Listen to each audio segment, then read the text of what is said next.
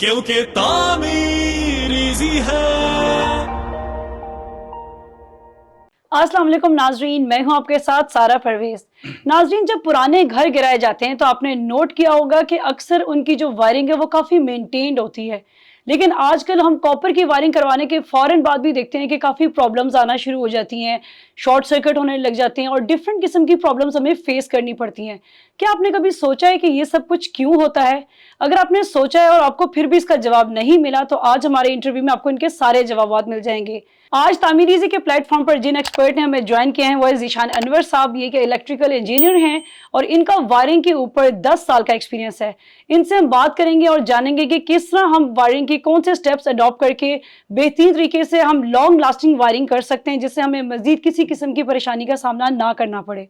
अस्सलाम वालेकुम sir, welcome to the show. वालेकुम अस्सलाम। सर, सबसे पहले हमें आप वायरिंग के बारे में क्या बताना चाहेंगे? जी थैंक यू, आपका बुलाने का बहुत शुक्रिया। वायरिंग बेसिकली ऐसे सिस्टम को कहते हैं जिसको हम एनर्जी को एक जगह से दूसरी जगह ट्रांसमिट करने के लिए इस्तेमाल करते हैं। जैसा कि घरों में एनर्जी मीटर से लेके होम अप्लाइंसेस तक जिस सिस्टम के थ्रू हम एनर्जी पहुंचाते हैं उसको वायरिंग बोलते हैं। तो वायरिंग के बुनियादी तौर पे 3 कंपोनेंट्स होते हैं। अच्छा। एक वायर्स, और दूसरे नंबर पे केबल्स, और तीसरे नंबर पे कंड्यूट्स। तो वायर, इसको सबसे पहले हम वायर को डिस्कस कर लेते हैं कि वायर इटसेल्फ क्या चीज़ है। तो वायर बेसिकली एक कंडक्टर का नाम है, जो सिंगल कंडक्टर हो उसको हम वायर बोलते वायर हैं। कहते हैं जी, ठीक है। ठीक है, इसके 2 पार्ट्स होते हैं, एक इंसुलेशन और एक अंदर कंडक्टर। कंडक्टर मेटल का होता है और उसके ऊपर इंसुलेशन वो भी डिफरेंट फॉर्म्स में आती है, जैसा कि रबड़, पीवीसी, एक्सएलपी। जो नॉर्मली यूज़ होती है वो पीवीसी है। ठीक हो गया। तो अगर वायरिंग को हम डिफरेंट डिस्क्राइब करें तो इसमें एक पॉइंट वायरिंग होती है। ये ऐसे पॉइंट की वायरिंग होती है जहाँ से हम एनर्जी एक्सट्रैक्ट नहीं कर सकते, सही। बल्कि एक कंट्रोल स्विच के थ्रू पावर वहाँ तक पहुँचाते हैं और फिर पावर वहाँ इस्तेमाल होती है। दूसरी टाइप की वायरिंग पावर पॉइंट वायरिंग होती है, जैसा कि सॉकेट की वायरिंग। ये वो वाला ठीक है। पॉइंट होता है जहाँ से हम डायरेक्टली पावर एक्सट्रैक्ट कर सकते हैं। सर, हमारे यहाँ केबल्स की काफ़ी डिबेट होती है, तो हमें एक तो ये बताइएगा कि केबल की कितनी इकसाम होती हैं और हमें कौन सी मटेरियल की केबल यूज़ करनी चाहिए? बेसिकली हम सबसे पहले देखते हैं कि वायर और केबल में क्या फ़र्क है। वायर का तो जैसे मैंने पहले बता दिया कि ये एक कंडक्टर का जो भी केबल है उसको हम वायर बोलते हैं। जबकि जो केबल है वो बंच ऑफ कंडक्टर्स होता है, ठीक है? ये 2 या उससे ज़्यादा कंडक्टर जब ग्रुप की फॉर्म में आ जाएँ तो उसको हम केबल बोलते हैं। तो केबल सर्विस के हिसाब से एसी, डीसी दोनों टाइप की सर्विस के लिए हो सकती है।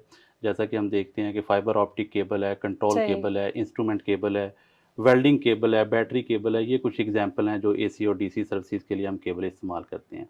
इंटरनेशनली केबल को डिफ़ाइन करने के लिए 2 तरह के स्टैंडर्ड्स हैं जिनको ज़्यादा इस्तेमाल किया जाता है। सही। एक एडब्ल्यूजी है, इसमें वायर साइज़ेज़ 329, 729, 736 इस तरह से होते हैं। जबकि दूसरा जो स्टैंडर्ड है वो एमएम का है, उसमें ठीक है। 1 एमएम, 1.5 एमएम, 2.5 एमएम, 4 एमएम इस तरह से केबल को डिफ़ाइन किया जाता है। तो केबल में भी बुनियादी तौर पर 2 ही कंपोनेंट होते हैं, एक केबल की इंसुलेशन और ठीक है। दूसरा केबल का कंडक्टर। तो सही। केबल का कंडक्टर कॉपर हो सकता है, एल्यूमीनियम हो सकता है, उसके अलावा भी हो सकता है, बहुत सारे अलॉयज़ में भी आता है। लेकिन जो ज़्यादा इस्तेमाल होते हैं वो कॉपर है और एल्यूमीनियम है। कॉपर की कंडक्टिविटी अच्छी है, लेकिन वो महंगा होता है। इसके बरअक्स एल्यूमीनियम की कंडक्टिविटी कॉपर की निस्बत कम है और वो सस्ता भी है। सस्ता है, सही। इंसुलेशन की अगर बात करें तो इंसुलेशन की भी बड़ी इम्पोर्टेंट है, जिसको लोग अक्सर औक़ात इग्नोर कर देते हैं। तो इंसुलेशन पीवीसी, एक्सएलपी, रबड़ और फायर रेटेड पीवीसी, ये डिफरेंट पीवीसीज़ आती हैं जो घरों में इस्तेमाल होती हैं। सही। तो इंसुलेशन का रोल इस तरह से इम्पोर्टेंट है कि लोग कंडक्टर तो अच्छा कर लेते हैं, लेकिन इंसुलेशन के ऊपर जो है ना वो तवज्जो नहीं देते। तो कोशिश ये करनी चाहिए कि इंसुलेशन भी अच्छे वोल्टेज ग्रेड वाली यूज़ करनी चाहिए, ताकि किसी भी किस्म की सर्ज की सूरत में या ओवर वोल्टेज की सूरत में या फॉल्ट करंट ट्रैवल करने की वजह से जो एक केबल के ऊपर लोड आता है उसको वो सस्टेन कर सके और शॉर्ट सर्किट से बचा जा सके।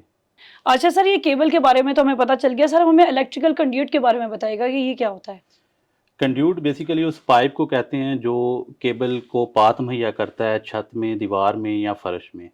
तो ये भी डिफरेंट मटेरियल्स में अवेलेबल होता है। सही। पीवीसी में, पीवीसी फ्लेक्सिबल में, यूपीवीसी में, एचडीपी में, और इसी तरह मेटालिक कंड्यूट्स भी अवेलेबल होते हैं। सर, ठीक हो गया, ये तो हमें पता चल गया सर। लेकिन ये बताइएगा कि इसके प्रोसेस की तरफ जाते हैं तो सर सबसे पहले हमें कौन से स्टेप्स लेने बहुत ज़रूरी हैं? इसमें सबसे पहले तो ज़रूरी बात ये है कि जो कंड्यूटिंग या वायरिंग है वो जी। किसी एक्सपर्ट से करवानी चाहिए।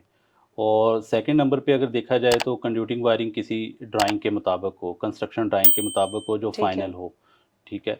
और जो सबसे इम्पोर्टेंट पॉइंट है वो ये है कि हम कंड्यूटिंग या वायरिंग का प्रोसेस इस्तेमाल करने से पहले अपने घर या कमरे जहाँ की भी कंड्यूटिंग वायरिंग हम करना चाह रहे हों, उसका इंटीरियर, उसका लेआउट और उसकी जो एप्लायंसेस की प्लेसमेंट है उसका तयन पहले कर लें। ठीक है, पहले पॉइंट्स हमें पता होंगे हमने यहाँ वायरिंग बिछानी है। जी, बिल्कुल। सर ये जो वायरिंग है ये छतों और दीवारों पे की जाती है, तो सर छत पे जब वायरिंग की जाती है तो उसके क्या स्टेप्स हैं? जी, वायरिंग के लिए ज़रूरी है कि पहले कंड्यूटिंग की जाए। अच्छा। तो कंड्यूटिंग में भी अगर छत में कंड्यूटिंग करनी है तो उसके लिए भी सबसे पहले ये ज़रूरी है कि आप उसको कंस्ट्रक्शन ड्राइंग के मुताबिक कंड्यूट्स को ले करें, जहाँ-जहाँ पे पॉइंट्स आ रहे हैं उसको वहाँ पे फिक्स करें। और कोशिश करें कि जो कंड्यूट है या जो पॉइंट्स जहाँ पे आपने प्लेस किए हैं उनको सॉल्यूशन के साथ जो है ना वो फिक्स करें, ताकि कहीं से भी कंड्यूट में कंक्रीट जाने का रास्ता मौजूद ना हो।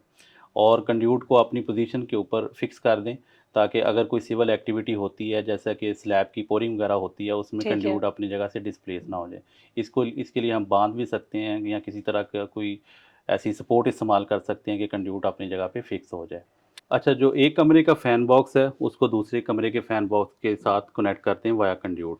अच्छा। इससे ये होगा कि हमारे पास एक मुतबादल मौजूद होगा। अगर किसी कमरे में कोई कंड्यूट हमारे पास ऐसा ब्लॉक या बंद मिलता है या डैमेज मिलता है तो हमारे पास एक मुतबादल रास्ता दूसरे रूम से अवेलेबल होगा। इसी तरह से अगर फ्लोर बिल्डिंग बना रहे हैं तो उसमें हर फ्लोर की डीबी अलहदा रखें और डीबी सही। ऐसी जगह पे रखें जहाँ पे एक्सेस ईज़ी हो, जहाँ पे वेट वर्क्स कम से कम हों, डायरेक्ट पानी आने का खदशा ना हो। और हर फ्लोर की डीबी को कोशिश करें कि आपस में मिला दें वाया कंड्यूट। और इसी तरह से डीबी को रूफ टॉप तक भी एक पाथ मुहैया करें कि ठीक कल है। को अगर सोलर इंस्टॉल होता है तो हमारे पास कंड्यूट मौजूद हो केबल्स को नीचे डीबी तक पहुंचाने के लिए। सर हमें ये बताइएगा जब दीवारों पे हम वायरिंग और कंड्यूटिंग करते हैं तो उसका क्या प्रोसेस है और किन बातों को मद्देनजर रखना चाहिए? जैसा कि मैंने पहले बताया कि वायरिंग से पहले कंड्यूटिंग ज़रूरी है, कंड्यूटिंग पहले करते हैं। तो दीवारों में भी जैसे ही ब्रिक वर्क और ब्लॉक वर्क कंप्लीट हो जाता है तो उस वक़्त चिज़लिंग करके कंड्यूट्स डाल देने चाहिए। ठीक है। चिज़लिंग ये कि जो हम चैनल बनाते हैं ब्रिक्स में या ब्लॉक्स की दीवार में कंड्यूट को प्लेस करने के लिए उसको हम चिज़लिंग बोलते हैं। सही। तो ये काम सारा प्लास्टर से पहले-पहले कर लेना चाहिए, उसी से अच्छी फिनिशिंग आती है। अगर ये प्लास्टर के बाद हम करेंगे, तो हमें जगह-जगह पैच लगे नज़र आएँगे, जो कि एक वैसे ही जो ना लुक के ऊपर जो ना वो एक बुरा इम्पैक्ट बुरा डाल इम्पैक्ट जो सकते ना हैं, वो बिल्कुल। डालेंगे। इसी तरह से अगर हमें किसी मजबूरी के तहत किसी दीवार के अंदर प्लास्टर के बाद कंड्यूट डालना भी पड़ जाए, तो उसके लिए उसका रिपेयर का तरीका ज़रा डिफरेंट है। उसमें सही। हम कंड्यूट डालने के बाद वायर मैश का इस्तेमाल करेंगे। उस वायर मैश के बाद फिर हम प्लास्टर की फिनिशिंग देंगे। और इसमें एक और भी इम्पोर्टेंट बात है कि जब हम दीवार में कंड्यूट डाल रहे हों, तो उसके लिए एक कंड्यूट और जो दीवार की फिनिशिंग का लेवल है, उसमें एक लेवल मेंटेन रखना चाहिए, जो कि ठीक है। तकरीबन 1 इंच मिनिमम होना चाहिए, ठीक ताकि है। प्लास्टर की प्रॉपर फिनिशिंग जो है वो कंड्यूट के ऊपर आ सके। इसी तरह जब हम फ़र्श को देखते हैं तो फ़र्श की क्योंकि जो मेंटेनेंस है या रिपेयरिंग है, वो एक एक्सपेंसिव जॉब है। बहुत एक्सपेंसिव है, बिल्कुल। टाइल वर्क है या डिफरेंट किस्म के लोग फ्लोर जो ना वो अपने घरों में लगवाते हैं, तो उनको बाद में काटना, उनको रिपेयर करना, वो एक एक्सपेंसिव जॉब बन जाती है और उसकी लुक भी पहले वाली नहीं रहती। जी। तो लिहाज़ा फ़र्श में कंड्यूटिंग करते वक़्त ज़्यादा एहतियात करनी चाहिए। कोशिश करनी चाहिए कि जो हमारी ड्राइंग के मुताबिक पॉइंट हैं, उससे एक्स्ट्रा ही कंड्यूट हमने कुछ रखे हुए हों। ठीक है। और जो फ़र्श में हम कंड्यूट डालते हैं, उसकी क्वालिटी भी अच्छी होनी चाहिए, ठीक ताकि है। वो किसी भी लोड की वजह से वो डैमेज ना हो या बेंड ना हो। अच्छा सर ये जो कंड्यूट होता है सर इसमें एक कंड्यूट में कितने सर्किट्स होने चाहिए? केबल टू कंड्यूट फिलिंग की इंटरनेशनल स्टैंडर्ड मौजूद हैं। इसको अच्छा। कंड्यूट फिलिंग डिग्री भी कहते हैं। अगर हम कंड्यूट में एक केबल ले कर रहे हैं तो ये फिलिंग डिग्री 53% है। ठीक है। लेकिन अगर हम 2 केबल्स ले कर रहे हैं तो ये फिलिंग डिग्री कम होके 31% भी आ जाती है। तो इस परसेंटेज का बड़ा ख़्याल रखना चाहिए। अमूमन इलेक्ट्रीशियन हज़रात ये गलती करते हैं कि एक ही कंड्यूट में ज़्यादा केबल्स खींचने की कोशिश करते हैं और उसके लिए फिर ये लुब्रिकेंट वगैरह भी इस्तेमाल करते हैं, एग्जैक्टली। जिससे केबल पुलिंग उनके लिए तो आसान हो जाती है, लेकिन ये बाद में किसी हादसे का बाइस, आग लगने का बाइस जो ना वो बन शॉर्ट सकती सर्किट्स है। वगैरह भी हो सकते हैं। बिल्कुल, शॉर्ट सर्किट वगैरह भी हो सकते हैं और केबल की इंसुलेशन भी वीक होती है। और इसके अलावा हमें कोशिश करनी चाहिए कि जो डिफरेंट सर्विसेज हैं, उनके लिए कंड्यूट्स हम अलग-अलग इस्तेमाल करें। क्योंकि पावर केबल में से जब करंट पास होता है तो वहाँ ठीक है। एक इलेक्ट्रोमैग्नेटिक फील्ड प्रोड्यूस होती है। वो इलेक्ट्रोमैग्नेटिक फील्ड दूसरी केबल जो सिग्नल केबल है, जैसे कोएक्सियल केबल है, टीवी की जो केबल है, ठीक है। उसके साथ अगर गुजरी होगी तो वो उसमें डिस्टॉर्शन रहेगी और कंटिन्यूस रहेगी। तो इसलिए कोशिश करनी चाहिए कि ये जो डिफरेंट सर्विसेज के लिए केबल हैं, इनके लिए अलग-अलग कंड्यूट इस्तेमाल करें और अगर मुमकिन हो सके तो कंड्यूट्स के दरमियान मुनासिब फासला भी रखें। सर वैसे तो आपने पूरे प्रोसेस को बहुत अच्छी तरह हमें एक्सप्लेन कर दी, लेकिन अगर जनरली हम इस चीज़ को देखें तो हमें किन बातों का ख्याल रखना चाहिए? अच्छा जी, इसमें सबसे पहले तो ज़रूरी है कि जो भी हम काम करवा रहे हों, वो किसी एक्सपर्ट से करवा रहे हों और सही। किसी कंस्ट्रक्शन ड्राइंग के मुताबिक काम हो रहा हो। और सेकंडली जब हमारे काम कंड्यूटिंग के बाद कोई सिविल एक्टिविटी हो रही हो तो वहाँ इलेक्ट्रीशियन लाज़मी मौजूद हो, ठीक ताकि है। अगर उस सिविल एक्टिविटी के दरमियान कोई कंड्यूट डैमेज होता है तो उसको फ़ौरन मौके पे ही रिपेयर किया जा सके। ठीक हो गया। तीसरा, अगर हम कंड्यूटिंग कर रहे हैं और हमारे कंड्यूटिंग में एक से ज़्यादा बेंड इन्वॉल्व हैं, तो वहाँ हम जंक्शन बॉक्स का इस्तेमाल ज़रूर करें, ताकि ठीक है। केबल पुलिंग में आसानी हो और इस तरह से केबल की इंसुलेशन भी डैमेज ना हो। सही। इसी तरह से आजकल इन्वर्टर एसीज़ का दौर है, लोग ज़्यादातर इन्वर्टर एसीज़ लगवाते हैं, तो इन्वर्टर एसी की वायरिंग जो है वो कन्वेंशनल एसी की निस्बत ज़रा डिफरेंट होती है। सही। इन्वर्टर एसी में हमें पावर आउटडोर पे देनी पड़ती है और वहाँ से एक केबल इनडोर पे आती है पावर लेके। ठीक तो है। उसके लिए ज़रूरी है कि आप अपने एसी लगाने की जगह का तयन भी कंस्ट्रक्शन लेवल पे ही कर लें, फिनिशिंग से पहले कर लें, सही।